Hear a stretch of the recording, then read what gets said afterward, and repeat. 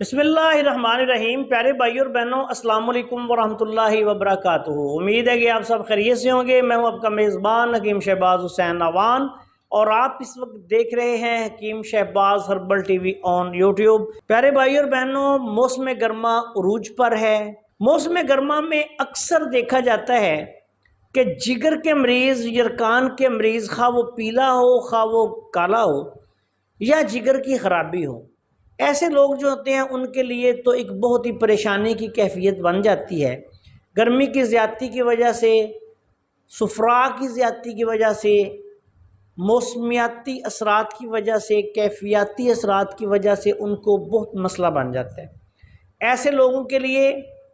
اور ایسے لوگ جو جگر کے مختلف مسائل کا شکار ہوں، ورم جگر ہو، یرکان ہو، یا ابتدائی استسقاء کی کیفیت ہو، یا ایسا سمجھ لیں کہ ان کی ALT وغیرہ زیادہ ہو، جگر کی کارکردگی کے ٹیسٹ ٹھیک نہ ہوں، ہاتھ پاؤں پہ، چہرے پہ جگر کی خرابی کی وجہ سے سوجن آ چکی ہو، یا جسم جو ہے اس پہ سوجن ہو، ایسی سب صورتوں میں ایک بہت ہی لاجواب اور آسان سا نسخہ ہے اکسیر جگر کا۔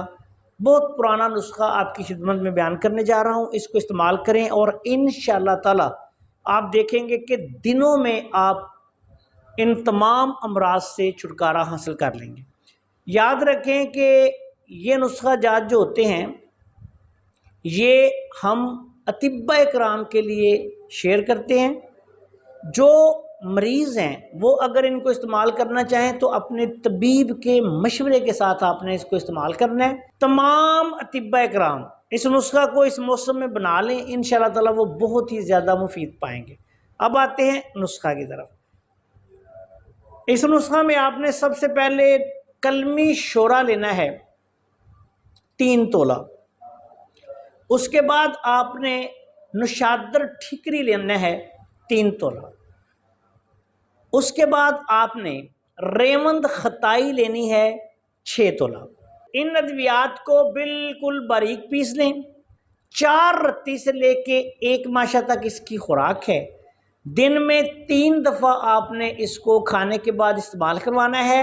ارک مکو، ارک سونف اور ارک کاسنی تینوں مکس کر کے 1 گلاس لے لیں، اور شربت دینار جو کسی بھی اچھی کمپنی کا آپ خرید سکتے ہیں وہ لینا ہے۔ اس کے ساتھ ارکوں کو میٹھا کرنا ہے، اور میٹھا کرنے کے بعد اتنا یعنی شربت دینار اس ارکوں کے مرکب میں ڈالیں کہ وہ 1 گلاس میٹھا ہو جائے۔ اس کے ساتھ آپ نے یہ نسخہ جو ہے یہ استعمال کرنا ہے۔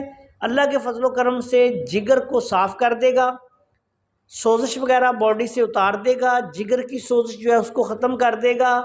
اس کے علاوہ اگر کسی بندے کے یا خاتون کے چہرے پہ جگر کی خرابی کی وجہ سے چھائیاں پڑی ہوئی ہیں وہ ختم کر دے گا۔ رحم میں سوزش اگر کسی خاتون کو ہے وہ ٹھیک ہو جائے گی۔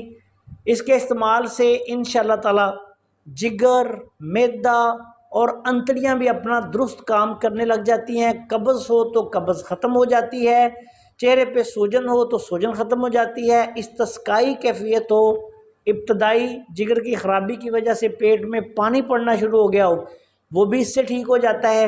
علاج کے دوران آپ نے تمام گرم چیزیں جو ہیں مریض کو نہیں دینی۔ نمک کا بھی بہت کم استعمال کروائیں یا بند کر دیں۔ نمک کی جگہ جو کھار پنساری کی دکان سے خرید کے باریک پیس کے سالن کو کھاتے ہوئے وہ ڈالیں۔ کالی مرچ کا استعمال کریں، بڑی الائچی، کالی مرچ، زیرہ سفید اس کا مسالہ بنا کے دیں، اور وہ جو ہے وہ سالن میں استعمال کروائیں۔ چکنائیوں سے پرہیز کروائیں۔ اس نسخہ کو ضرورت کے مطابق 15 دن سے لے کے 1.5-2 ماہ تک استعمال کروایا جا سکتا ہے۔ جگر کے لیے بہت ہی اعلیٰ پائے کا آسان سادہ نسخہ ہے۔